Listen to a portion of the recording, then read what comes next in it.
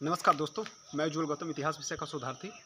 आज हम बात करेंगे भारतीय इतिहास में एक ऐसे संगठन के बारे में जिसके बारे में बहुत सारी भ्रांतियाँ व्याप्त हैं और बहुत सारी इतिहास से लेखन के माध्यम से विकृतियाँ उत्पन्न की जा रही हैं। आज हम बात करेंगे आरएसएस के बारे में, राष्ट्रीय स्वयंसेवक संघ, इसका इतिहास में क्या योगदान रहा है और इसका वर्तमान और वास्तविक स्वरूप क्या है। बात है 1919 की। भारत में खिलाफत आंदोलन चल रहा था। उस टाइम पे राष्ट्रीय जो कांग्रेस थी वो खिलाफत आंदोलन का समर्थन करती है और महात्मा गांधी के नेतृत्व में ये आंदोलन चलता है। और इसी आंदोलन का एक सक्रिय सदस्य था हेडगेवार। उस टाइम पे हेडगेवार कांग्रेस के मेंबर होते हैं। आगे चल करके यह खिलाफत आंदोलन असहयोग आंदोलन में मर्ज होता है, जिसको लीड कर रहे थे महात्मा गांधी, और उस आंदोलन में भी हेडगेवार एक सक्रिय सदस्य होते हैं। उस टाइम तक हेडगेवार को ये पता चल चुका था कि इस संगठन में रह के मेरी दाल नहीं गलेगी, और कहीं ना कहीं इस संगठन में बहुत सारे ऐसे अभी मेरे से बड़े नेता मौजूद हैं जिनके रहते हुए मेरी राजनीति नहीं पनप सकती है। उस टाइम पे आपको पता है कि महात्मा गांधी थे, बाल गंगाधर तिलक थे, लाला लाजपत राय थे, बिपिन चंद्र पाल थे, और अब्दुल गफ्फार खान थे, मोहम्मद अली जिन्ना थे, सरदार वल्लभ भाई पटेल थे। ऐसे बहुत बड़े बड़े नेता थे जिनके सामने हेडगेवार की नहीं चलती। तो हेडगेवार ने एक नया दांव खेला, और उसी टाइम पे जो वीर सावरकर थे उनकी बुक आ चुकी थी हिंदुत्व, और हेडगेवार ने हिंदुत्व किताब के बेस पर के एक अपनी नई राजनीति का दांव खेला और 1925 में राष्ट्रीय स्वयंसेवक संघ की स्थापना कर दी। समय चलता आगे, बात आती है 1931 की। एक नाम निकल के आता है वीरभद्र तिवारी का। जब चंद्रशेखर आज़ाद पंडित जवाहरलाल नेहरू से मिल करके निकल रहे होते हैं आनंद भवन से, वो इलाहाबाद के अल्फ्रेड पार्क के पास पहुंचते हैं, तो अंग्रेजों की और चंद्रशेखर आज़ाद की आपस में मुठभेड़ होती है, जिसमें चंद्रशेखर आज़ाद अपनी अंतिम गोली से खुद को ही मार के शहीद हो जाते हैं। अब प्रश्न ये उठता है कि आखिर चंद्रशेखर आज़ाद की मुखबरी की किसने थी। तो एक नाम निकल के आता है वीरभद्र तिवारी का। उस टाइम पे वीरभद्र तिवारी आरएसएस का मेंबर होता है। तो वीरभद्र तिवारी ने कुछ पैसों के लिए अंग्रेजों को चंद्रशेखर आज़ाद के बारे में जानकारी दी, जिसके कारण अंग्रेजों ने चंद्रशेखर आज़ाद के ऊपर कहीं ना कहीं कार्यवाही की।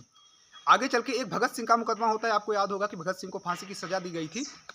उसके पक्ष में 3 गवाह बने थे। एक जयदयाल था, एक सादी कौर था, एक सादीलाल था। जो जयदयाल था वो सांडर्स हत्याकांड का गवाह होता है, और जो सादी कौर थे वो असेंबली बम कांड के गवाह होते हैं।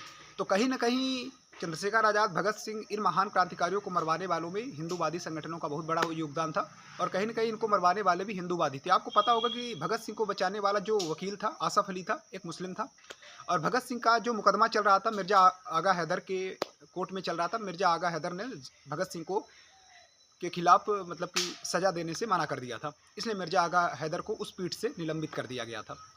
तो ये कहानी रही। आगे चल के आरएसएस ने एक नई नीति खेली। ऐसा माना जाता है कि आरएसएस मुसलमानों का विरोधी है, ईसाइयों का विरोधी है, लेकिन बात आती है 1940 की।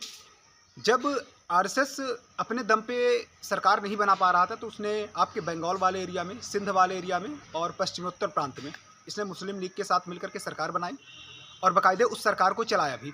और इंडिया में उस टाइम पे जितने मूवमेंट चल रहे थे, भारत छोड़ो आंदोलन या दूसरे अन्य ऐसे आंदोलन, उनके खिलाफ उनके खिलाफ इन्होंने अपना प्रचार प्रसार किया।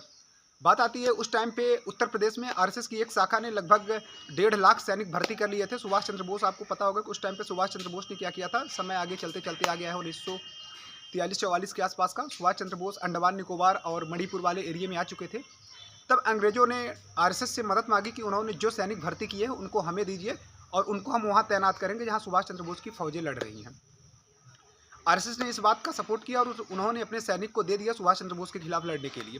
तो वही सैनिक आगे चल के मणिपुर में, आपके अंडमान निकोबार में सुभाष चंद्र बोस के खिलाफ लड़े थे। तो आपको इससे कहीं ना कहीं आरएसएस का रियल चेहरा आपके सामने आता है। आगे चलते आगे बात आती है कि आरएसएस, ऐसा बोला जाता है कि सवर्णों की राजनीति करता है। तो उसके बारे में आपको भी पता होगा कि बात आती है 1995 के आसपास की।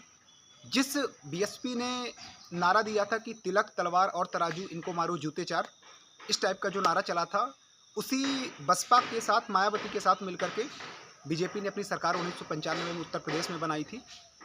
तो आपको ये चीज़ क्लियर होनी चाहिए कि ये बीजेपी जो है, इसको कोई सिद्धांत नहीं है, कोई राजनीतिक चेहरा नहीं है। कहीं ना कहीं अवसरवादी राजनीति खेलते हैं, जैसा अवसर मिले उसके अनुसार ढल जाते हैं।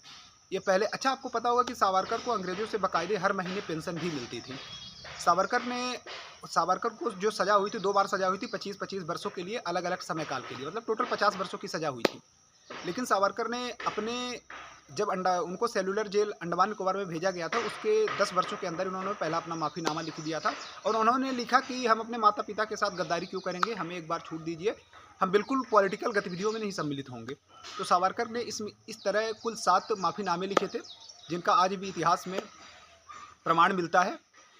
और आपको पता है कि वर्तमान में ये जो राजनीति खेली जा रही है, इतिहास को लिखा जा रहा है, एक नए सिरे से इतिहास गढ़ने की कोशिश की जा रही है, जिसमें भारत विभाजन का ज़िम्मेदार कांग्रेस को या फिर मोहम्मद अली जिन्ना को बताया जा रहा है। तो उसमें भारत विभाजन में सबसे अधिक योगदान अगर कहीं था, तो हिंदू महासभा का था, आरएसएस का था।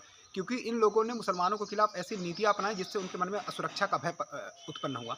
आपको एक बात ये भी पता होनी चाहिए कि मोहम्मद अली जिन्ना जन्मतः मुसलमान नहीं थे, वो पहले हिंदू थे। आगे चल कर के जब उन्होंने देखा कि हिंदू समाज में कितनी कुरीतियाँ व्याप्त है, तो उन्होंने मुस्लिम धर्म को एक्सेप्ट कर लिया था। धन्यवाद, आज के लिए यही था।